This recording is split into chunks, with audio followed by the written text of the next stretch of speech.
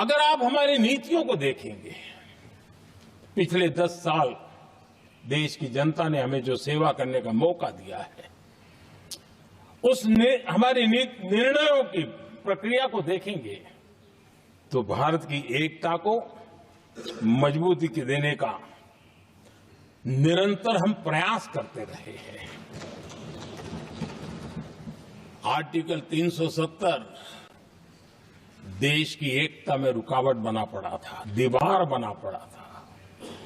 देश की एकता हमारी प्राथमिकता थी, जो कि हमारी संविधान की भावना थी, और इसलिए धारा 370 को हमने जमीन पर काट दिया, क्योंकि देश की एकता हमारी प्राथमिकता है।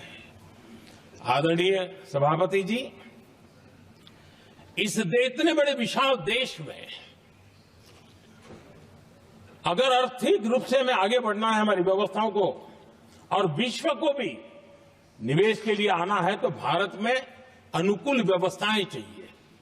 और उसी में से हमारे देश में एक लंबे अरसे तक जीएसटी को लेकर के चर्चा चलती रही। मैं समझता हूं इकोनॉमिक यूनिटी के लिए जीएसटी ने बहुत बड़ी भूमिका अदा की है। उस समय पहले की सरकार का भी कुछ योगदान है। वर्तमान समय में हमको इसको आगे बढ़ाने का अवसर मिला और हमने इसको किया, और वो भी वन नेशन वन टैक्स उस भूमिका को आगे बढ़ा रहा है। आदरणीय सभापति जी, हमारे देश में राशन कार्ड गरीब के लिए बहुत बड़ी मूल्यवान दस्तावेज रहा है, लेकिन गरीब अगर एक राज्य से दूसरे राज्य जाता था तो गरीब कुछ भी उसके प्राप्त करने का हकदार नहीं बनता था। इतना बड़ा देश पर उसका किसी भी कोने में जाए उसका उतना ही अधिकार है। एकता के उस भाव को मजबूत करने के लिए हमने one nation one ration card की बात को मजबूत किया। आदरणीय सभापति जी, देश के गरीब को, देश के सामान्य नागरिक को अगर मुफ्त में इलाज मिले तो गरीबी से लड़ने की उसकी ताकत अनेक गुना बढ़ जाती है।